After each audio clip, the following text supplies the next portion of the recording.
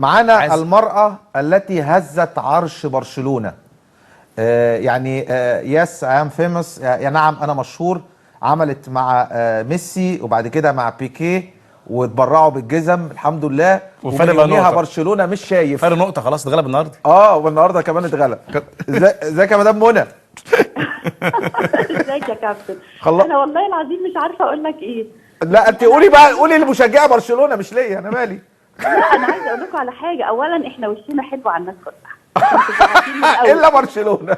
لا هقول لك ليه. لا وعلى برشلونة كمان، لان انا مسجله الكلام ده كله في ابريل اللي فات. ايوه في شهر 5. لا في ابريل اللي فات. انا بقالي سنه. ايوه يعني برشلونة خد الخماسيه طبعا، خد الخماسيه بعد التسجيل. وميسي خد الجايزه الكره الذهبيه الخامسه بعد بالزبط. التسجيل، وخلف ابنه الثاني بعد التسجيل. بس يعني عايز اقول لك حاجه، ما تزعليش مني. لا قول. العبره بالاذاعه مش بالتسجيل. كده برضه. كده برضه. بقول لك ايه، انت شايفه انت عامله ايه على الانترنت والفيسبوك والكده؟ شايفه طبعا يعني. يعني هم محملينك تقريبا هزيمه برشلونه النهارده والماتشات اللي فاتت. انا عايزه اقول لك، انا بعلن من برنامجك ان انا برشلونيه الاصل كمان. يعني انت مش بتشجع ريال مدريد؟ انا زملكاويه، وفي نفس الوقت انا بشجع برشلونه، فريق قوي جميل وكلهم جمال، ولسه في نيمار كمان. في حلقه نيمار امتى بقى يا مدام منى؟ نيمار مدام منى امتى نيمار؟ نيمار يعني تقريبا في خلال 3 أسابيع يعني. كمان 3 أسابيع. اتبرع بايه بقى؟ لا خليها مفاجأة. لا بس لا، نيمار ما اتبرعش بحاجة. يعني بيكيه اتبرع بالجزمة برضو صح؟ والتيشيرت بتاعته. يعني ميسي اتبرع بالجزمة، نيمار بالجزمة والتيشيرت؟ لا نيمار لا، بيكيه اللي اتبرع. بيكيه بالتيشيرت. نيمار ما اتبرعش بحاجة خالص. لا نيمار ما اتبرعش، كان ظروف التسجيل انه ما كانش معاه. طيب على العموم. معلش يا كابتن، معلش انا ما سمعتش بس حضرتك قلت ايه في الاخر. لا بقول لك على العموم، يعني انا بقول لك يعني في ناس بتوع ريال مدريد سعداء بيكي جدا، بيشكروك. لا عايزه اقول لك على حاجه، انا ما اعرفش طبعا مين في ضيوف معاك، انا ما اعرفش. لا انا معايا كابتن اسامه حسن، طبعا لاعب نادي الزمالك السابق كده. طبعا سلم عليه. ازيك يا كابتن؟ ازيك يا مدام منى؟ انا بشكرك والله. وعايزه اقول لك على حاجه كمان، ان احنا ان شاء الله في سيزون 2 هيبقى معانا كريستيانو رونالدو. طب خليها بعد الدوري بقى والنبي. بقول لك ايه، الموسم الجاي كريستيانو معاكم؟ الايه؟ كريستيانو معاك الموسم الجاي ان شاء الله باذن الله. هتسجلوا معاه؟ لسه اتفقتوا معاه يعني؟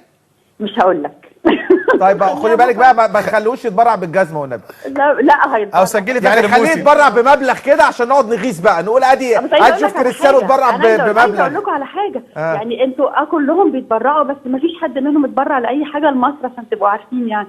ما انا برضه باكد على كده، لا ميسي جاب سيره مصر ولا بيكيه بقى جاب رسمي انه هيبقى نتيجه المزاد اللي هنعمله على الحذاء بتاعه وعلى التيشيرت للمؤسسه الخيريه اللي والدته هي اللي عاملاها. المؤسسه الخيريه؟ المؤسسه الخيريه. انت ما شفتش الحلقه يا كابتن كده برضه؟ لا بس انا برضه يعني مهم ان انت برضه حاضره، الجمهور اللي ما شافش الحلقه بيتفرج عليها دلوقتي يعرف من خلالك برضه. لا هي والدته دكتورة عظام كبيرة في برشلونة، وعندها مستشفى عاملاها للي عندهم مشاكل في العظام، واللي هم ما بيقدروش يتحركوا. فهي قائمة على التبرعات طبعا المستشفى دي. فهو قال انه يا ريت انه نتيجة المزاد اللي انتوا هتعملوه الاموال، انا يعني اتمنى انكم تودوها عند المؤسسة بتاعت يعني هو كأنه اتبرع بالحاجات دي لامه. بالظبط. للمؤسسه بتاعت مامته. يعني كل واحد بيختار. ما انا ما اعرفش ميسي هيختار ايه. يعني كل فكره ان الناس بقى خدتها على حساسيه، وناس قعدت ترفع لك الجزمه في البرنامج وتقول الجزمه ومصر وما اعرفش ايه. انا شايفه ان ده كله شو اعلامي. انت بتتكلم واحنا هنصدق الناس دي؟ برضو هنصدق؟ احنا هنصدق؟ هو في ناس محترمه تقلع الجزمه وتعملها في وش الناس. انا المفروض يا مدام منى ما نذكرهمش اصلا. يعني لا معلش، يعني هي الناس اللي احنا كمشاهدين واحد يطلع يقلع جزمته في وشنا، دي حاجه ده اللي احنا اتعلمناه. طبعا يعني خصوصا كمان ان جزمه لعيب الكوره اللي بيهديها دي اهم حاجه في حياته. انا جزمتي اهم حاجه في حياتي، جزمتي كلاعب كوره يعني. انا انت عارف يعني. وبعدين انا فوجئت في الحقيقه كريم ابن كابتن حسن شحاته برضو، حد بيقول لي دلوقتي ان هو على الهوا بيقول لعنه الفراعنه اصابت ميسي عشان لسه يا جماعه برضه هنتكلم في كده. يعني خلاص شوفوا الحلقه كلها، لا محدش جاب سيره مصر خالص ولا فقراء مصر تمام نهائي. يعني انا بس مستغربه ان الناس بتطلع تتكلم. كويس بقى انك فتحت معايا موضوع تاني، او انا عايزه افتحه مع حضرتك. اتفضلي عارف برنامجك جميل ومتسياس طبعا، اتفضلي. وليه جمهور كبير. في للاسف انا فوجئت اكتر من حد من لعيبه قدام يعني بيتكلموا على ان انا ما عنديش خبره في الكوره ولا في الرياضه. على فكره انا برنامجي ما بستضيفش الناس عشان احلل معاهم الماتشات ولا احلل معاهم لعبهم. انا الهدف الاساسي من برنامجي ان انا بجيب نجوم العالم اللي ما حدش هيقدر يجيبهم تاني، معلش انا بقولها بقى يعني. صح. وفي نفس الوقت بتكلم معاهم على تاريخه. انا بقول للناس يا جماعه الناس دي ما وصلتش للنجوميه من فراغ. الناس دي اشتغلت على نفسها ولحد النهارده بتشتغل على نفسها. انا بحاول ابين للناس ان ازاي الطفل بيبقى بسيط جدا من اسره بسيطه جدا جدا واهله بيراعوا موهبته، وهو بيشتغل على نفسه لحد ما يوصل للنجوميه. بيشتغل على نفسه لحد دلوقتي. فانا ده الهدف من برنامجي. فاللي يطلع بقى يقول لك اصل هي ما بتتكلم في الرياضه وهي مش فاهمه في الرياضه. والاولا لا انا فاهمه في الرياضه، ما انت عارف انا بحب احنا العيله كلها كرويه. طبعا يعني الناس لازم تعرف برضو ان الكابتن حماده الشرقاوي الله يرحمه يعني الله يرحمه الله يرحمه. فالحاجه الثانيه انه انا برنامجي مش هجيب ميسي عشان احلل معاه ماتشاته. صحيح. مش ما استضفتش الاستاذ عادل امام عشان اتكلم ابقى ناقده فنيه معاه، لا خالص. ما جبتش مونيكا بلوتشي عشان اتكلم معاها على فيلمها ده مثلتي حلو وخدت. لا بس انا خدي بالك انت كمان بتذاكري برضو الشخصيه اكيد قبل ما تقابليها يعني. طبعا بنذاكر الشخصيه كويس قوي والهدف، وكل مره بقول ان ده هدف البرنامج. طيب مدام منى، مين اكتر واحد حبيتيه يعني حبيت شخصيته وانت قاعده معاه؟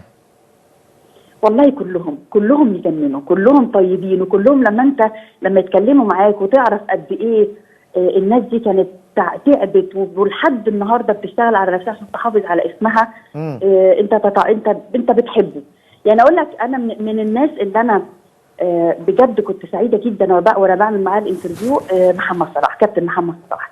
عارف ليه يا كابتن؟ لاني حسيت انه والله العظيم هو مش اقل من اللي انا قابلتهم، مش اقل من ميسي ولا بيكيه ولا نيمار كلاعيبه كوره طبعا. انه قد كده بيشتغل على نفسه، قد كده عنده طموح وعنده هدف كبير انه لازم يبقى نجم. هو على فكره ما هو في ناس كتير طلعت احترفت ورجعت تاني ما حدش سمع عنها حاجه. صحيح. لكن محمد صلاح، كابتن محمد صلاح ده واحد قال لك انا همشي ومش هرجع، يعني انا رايح. صحيح. هيبقى نجم. وفعلا انت لو تعرف هو بيتدرب ميسي اللي الناس عماله تشتمه واللي عماله تقول وبياخد قد كده وبيعمل. ميسي ده بيتعامل كانه، انا قلت لحضرتك قبل كده في البرنامج بتاعك في مداخله ثانيه، انه ميسي بنفسه يعني بيبقى اول واحد في التدريب. صحيح. الالتزام ده شيء في الشخصيه يعني في منكم اللي كان بيكسل يجي التمرين النهارده، في منكم اللي كان بيجي بعدها بنص ساعه، ومش هقول اكتر من كده، ما انت عارف برضه يعني. صحيح يا مدام منى. ميسي بيبقى اول واحد زي واحد لسه داخل الفريق يعني لسه جديد. صحيح. لا هناك الناس دي. ومش بس كده، كمان كريستيانو رونالدو لما بيخلص التدريب بتاعه مع الفريق بتاعه في النادي بيرجع البيت عامل جزء في بيته بيتدرب فيه تدريب. ايوه انا عارف الجيم عنده جيم في البيت، بس انت سجلتي معاه خلاص؟ مش هقول لك. ده هي سر التسجيل يعني؟ مش هقول لك والله، ما هقول لك. طيب ماشي يا مدام. انا هعرف بطرقي الخاصه اعرف. لا بس ان شاء الله هيبقى معانا في سيزون 2، وبرده في نجوم تانيين هيبقوا برده معانا وربنا يسهل يا رب. بس تكون في عندي ان شاء الله عندنا الحلقه الجايه فان دام طبعا برضه اتكلم يعني قد ايه انت لما تشوف فان دام قد ايه كان في بلجيكا بيبيع ورد، وابتدى بائع ورد مع باباه في المحل، وقد ايه راح امريكا وتعب قد ايه، ما كانش لاقي ياكل، كان بينام جعان، وفضل شيء لحد ما بقى نجم النجوم في الاكشن على مستوى العالم. صحيح. يعني انت بتتكلم يعني لو احنا نتفرج بطريقه ايجابيه على الحلقات، ما تتفرجوش عليا بس، على الاقل اتفرجوا على الناس، شوفوا النجوم دول بيشتغلوا على نفسهم ازاي ووصلوا كده ازاي. والله ما من فراغ اللي عايز يبقى نجم. الاستاذ عادل امام لحد النهارده شوفوا في اللوكيشن عامل ازاي، اول واحد بيروح اول واحد هي يبقى موجود في النجوميه اللوكيشن. النجوميه مش ببلاش على العموم. انا لا، وفي نجوم كتير شباب في الحقيقه بيروحوا متاخر اللوكيشن. صحيح، ما انا بقول لكن لحضرتك الأستاذ عادل النجوميه إمام والحفاظ على النجوميه بالالتزام. مش ببلاش. انت تمام. لو تشوف الاستاذ عادل امام لحد النهارده بيمشي بشنطته وفيها السكريبت والقلم الرصاص كانه لسه مبتدئ. صحيح. يعني انت الناس دي عظيمه، مش عظيمه من فراغ يعني. العظمه دي يعني لا يا كابتن، احنا نفسي بس الناس اللي بتتفرج تاخد الجانب الايجابي ويبقى هدف ليها. انا فاهم بس مش عايز الناس تاخد البرنامج بسطحيه، وانها تفكر في البرنامج وتفكر في النص الكوبايه المليان. مدام منى بشكرك. هو كله في الحقيقه مليان. ان شاء الله. بشكرك يا مدام منى جدا. بشكرك واتمنى لك دايما التوفيق. بشكرك ميرسي يا كابتن. بشكرك مدام منى الشرقاوي.